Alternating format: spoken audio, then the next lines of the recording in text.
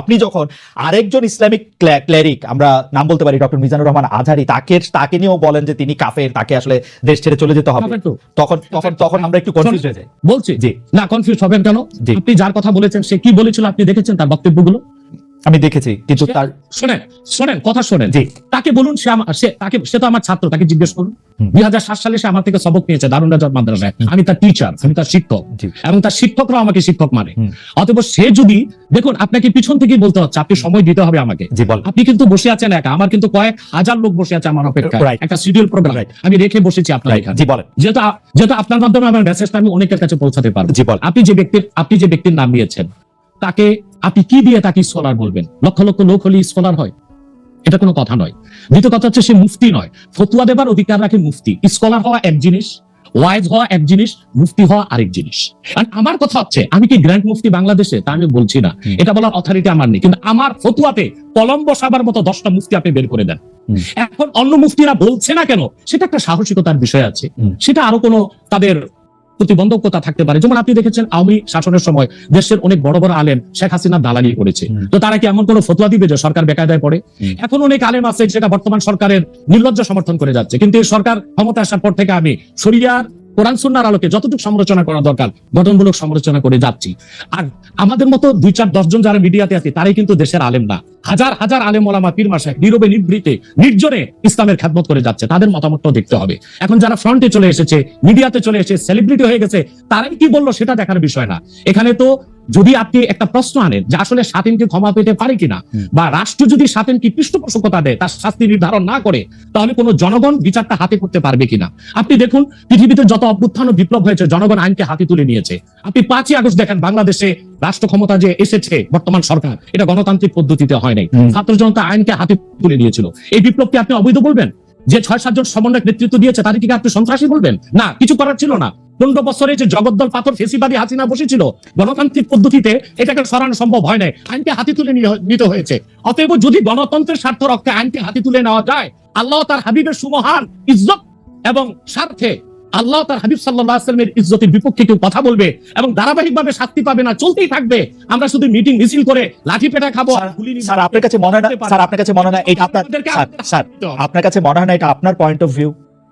Because আপনি যা বলছেন, হ্যাঁ আপনি এটা ঠিক যে আপনি তো একজন স্কলার, শিক্ষক, পড়াচ্ছেন, এবং আপনি গ্র্যান্ড মুফতি না হলেও একজন মুফতি। কিন্তু আমরা ধরেন, আমি এখন কথা বললাম হচ্ছে যে বাংলাদেশে কিন্তু এটাও প্রচলিত যে যারা বলতেছে যে তারা আসলে যা কিছু পরীক্ষিত হাদিস নয়, যা কিছু পরীক্ষিত ভাবে কোরআনের ফয়সালা নয়, তারা তা মানতে চান না। ধরা যাক ঈদে মিলাদুন্নবী সম্পর্কে তাদের একটা বয়ান আছে, তাদের আরো অনেক কিছু নিয়ে তাদের একটা বয়ান আছে। তাদের মধ্যে থেকেও কেউ কেউ আছেন যারা মক্কা মদিনায় বড় বড় জায়গায় আলেমের কাজ করতেছেন। আমি আব্দুর রাজ্জাক বিন ইউসুফের কথা বলতে পারি, আরো আপনি জানেন কাদের কথা আমি বলতেছি। তাদের কেউ কেউ মনে করেন আপনার পথ তো আসলে ঠিক না। 1, 2 হচ্ছে আপনি যার কথা যেভাবে বলতেছেন যে ধরেন মিজানুর রহমান আজহারি কি আসলে একজন স্কলার কিনা। এখন কেউ কেউ তো এই প্রশ্ন তুলেছেন যে জনাব এনায়েতুল্লাহ আব্বাসীও যথেষ্ট পরিমাণে এই জায়গায় আছেন কিনা। সেজন্য আমি জানতে চাইতেছিলাম যে আপনি যখন আইন হাতে তুলে নেওয়ার কথা বলেন স্যার, সেইটা কি আপনি কিভাবে তার যোগ্য, এবং আপনি ছাড়া আর কে আছেন এটার মধ্যে যোগ্যতার জায়গায় আর কি? আমি এখন বলছি, আমি মনে করি আমি গ্র্যান্ড মুফতি বাংলাদেশের। আচ্ছা, আপনি মনে করছেন আপনি গ্র্যান্ড মুফতি? ওকে, এবং এটা আমি চ্যালেঞ্জের। ওকে ওকে, আমার ফতুয়ার বিপক্ষে, আমি শোনেন, আমার ফতুয়ার বিপক্ষে যে যাচ্ছে তাকে আমার সাথে বসান, আপনার প্ল্যাটফর্মে বসান। দ্বিতীয় কথা হচ্ছে ঈদে মিলাদুন্নবী নিয়ে যে আপনি প্রশ্ন করেছেন, ঈদে মিলাদুন্নবী সাল্লাল্লাহু আলাইহি ওয়াসাল্লাম নিয়ে অনেক ডিবেট হয়েছে, এবং ঈদে মিলাদুন্নবীর পক্ষে যারা, তারাই বিজয়ী হয়েছে। আর বাংলাদেশে ওলামায়ে দেওবন্দের একটা বিরাট অংশ যারা মূল ধারার, তারা কিন্তু ঈদে মিলাদুন্নবী নিয়ে কখনো বিরোধিতা করে না। কিছু মাত্র স্কলার আছেন যারা কোনোভাবে পার্সেজ হয়ে আছেন, তারা ঈদে মিলাদুন্নবীর বিরোধিতা করে। আমরা বলি মিলাদ যার সিরাত নার। মিলাদুন নবী সাল্লাল্লাহু আলাইহি ওয়াসাল্লাম ব্যানারও মাহফিল হতে পারে, সিরাতুন নবী সাল্লাল্লাহু আলাইহি ওয়াসাল্লাম ব্যানারও মাহফিল হতে পারে। এবং আপনি শুনেছেন আজকে 4 বছর যাবত সৌদি সরকার উচ্চ ওলামা পরিষদ ফতোয়া দিয়েছে যে ঈদে মিলাদুন্নবী উপলক্ষে মাহফিল সৌদি আরবে হবে, এবং 12 রবিউল আউয়াল তারা রাষ্ট্রীয় ছুটি ঘোষণা করে রেখেছে। এবং বাংলাদেশে বর্তমান সরকারও যথেষ্ট আলেম ওলামা আছেন যারা কওমি ঘরানার এবং দেওবন্দ ঘরানার, যাদেরকে আমরা আহলে হক মনে করে থাকি, এবং আমরা মনে করি জৌনপুর, ফুরফুরা, সারসিনা, আহলে সুন্নাত, আহলে হক একই ধারাতেই চলে আসছে। তারাও কিন্তু ইসলামিক ফাউন্ডেশনের দায়িত্বে আছে, এবং তারা কিন্তু এবারও ঈদে মিলাদুন্নবী ব্যানারে প্রোগ্রাম করেছে, এবং আমি সেখানে অংশগ্রহণ করেছিলাম একদিন। অতএব বিচ্ছিন্নভাবে কে ঈদে মিলাদুন্নবীর বিরোধিতা করলো, আব্দুর রাজ্জাক সাহেবের নাম বলেছেন, ওনাকেই বসান আমার সাথে কথা বলি, বাংলা পথে তো কোনো দোষ নাই। ওকে, বা আপনি আরো যাদের কথা বলেছেন আচ্ছা তাদেরকে বসান আমাদের সাথে। আচ্ছা, আমার এখানে একটা সম্পূরক জাস্ট প্রশ্ন আছে আইনের ব্যাপারে। যেহেতু তেহরিকে খতমে নবুয়তের শাখা যুক্তরাজ্যও আছে, এখানেও আছে, আপনি একইভাবে এই কথা বা ভারতের পশ্চিমবঙ্গের কথা বলেছেন, এইখানে যেটা বলছেন সেটা কি যুক্তরাজ্য এবং ভারতের পশ্চিমবঙ্গের জন্য প্রযোজ্য? যুক্তরাজ্যেও যদি কেউ এই ধরনের কথা বলে তাকেও কি আপনি এরকম একটা কথা বলবেন বা বলতে পারবেন?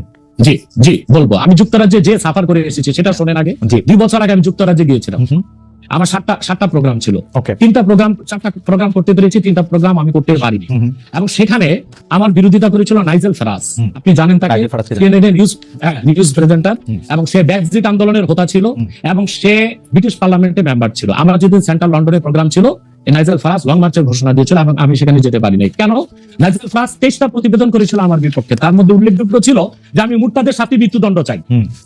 বাট ব্রিটিশ পুলিশ আমাকে অ্যারেস্ট করেনি এবং ব্রিটিশ পুলিশ আমাকে শুধু প্রোগ্রাম করতে দেয়নি সহিংসতা সেজন্য। কিন্তু আমি রানীকে গালি দিয়েছি, সেটাও সেখানে তুলে ধরা হয়েছে। আমি রানীকে গালি দেওয়া যায় এখানে?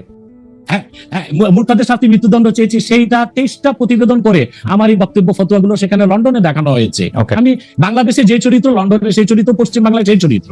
ওকে, আমি এবার একটু, আপনি যেহেতু মুফতি এবং নিজেকে পরিচয় দিলেন গ্র্যান্ড মুফতি, আমি একটা বিষয় একটু মনে করি, একটু, হ্যাঁ জি, মনে করি। জি, আপনাকে একটা বিষয় একটু আপনার দৃষ্টি আকর্ষণ করতে চাই। সেটি হচ্ছে যে আপনি মানে আপনার কাছ থেকে বুঝে নিতে চাই স্যার, যে যদিও আপনি আসলেই আমার চেয়ে বয়সে ছোট, কিন্তু আসলে বিদ্যায়, বুদ্ধিতে, শিক্ষায়, অনেক কিছুতে মানে জ্ঞানে আপনি আমার চেয়ে বড় বলে আপনাকে স্যার সম্বোধন করতে হবে না। আপনি বলেছেন যে মসজিদে গিয়ে নারীদের জন্য বা মহিলাদের জন্য নামাজ আদায় করা মাকরু, কিন্তু আমি আপনার এই বক্তব্যটার পরিপ্রেক্ষিতে আমি দেখতে পাচ্ছি যে এটা তো বরং মাকরু নয়, কেউ কেউ এটাকে মুস্তাহাব বা এনকারেজ বলতে চান। অনেকে উদাহরণ দিচ্ছেন আয়েশা, যিনি প্রফেটের স্ত্রী ছিলেন, রাদিয়াল্লাহু আনহা, হ্যাঁ আয়েশা রাদিয়াল্লাহু আনহা, উনি ইমামতি করে মেয়েদের নামাজ পড়িয়েছেন, এবং যে জায়গায় আপনি এটা মুকরু বলছেন ওই জায়গায় কেউ মুস্তাহাব বলতে গিয়ে আপনার বক্তব্যের বিরোধিতা করছেন। এটা নিয়ে আপনি যদি আমাদের একটু বলেন। এটা আমি চ্যালেঞ্জ করছি, ওপেন চ্যালেঞ্জ। আম্মা জান আয়েশা রাদিয়াল্লাহু তাআলা আনহা কখনোই ইমামতি করেননি, বরং জাকওয়ান ইমামতি করেছিল, পিছনে তিনি নামাজ পড়েছিলেন। সেটা ফরজ নামাজ ছিল না, তারাবিয়ার নামাজ। আপনাকে যে তথ্য দিয়েছে সে ভুল তথ্য দিয়ে। ওকে, সেটা মেয়েদের নামাজ পড়াটা মুস্তাহাব কিনা? এক। দ্বিতীয় হচ্ছে আল্লাহ হাবিব সাল্লাল্লাহু আলাইহি ওয়াসাল্লাম নূরের জামানায় মসজিদ নববীতে মহিলাদেরকে এলাও করা হতো, তারা নামাজে আসতেন। কিন্তু আল্লাহ হাবিব সাল্লাল্লাহু আলাইহি ওয়াসাল্লাম মহিলাদেরকে নিরুৎসাহিত করেছিলেন, নিষেধ করেন নাই। কারণ মহিলাদেরও দিন শেখা বাকি ছিল এবং আল্লাহ হাবিব সাল্লাল্লাহু আলাইহি ওয়াসাল্লামের কাছে ওহী আসতো, সেজন্য মহিলাদের নিষেধ করা হতো না, তারা মসজিদে আসতেন। হযরত ওমর রাদিয়াল্লাহু তাআলা আনহু তার খেলাফতের সময় বলেছেন মহিলাদের জন্য ঘরেই নামাজ পড়াটা উত্তম। তখন প্রচুর পরিমাণ সাহাবী উপস্থিত ছিলেন, তারা হযরত ওমরের এই কাজে কেউ বাধা দেননি। সেজন্য মহিলাদের মসজিদে আসাটা হারাম নয়, মাকরু বলা হয়েছে জামাতে আসা।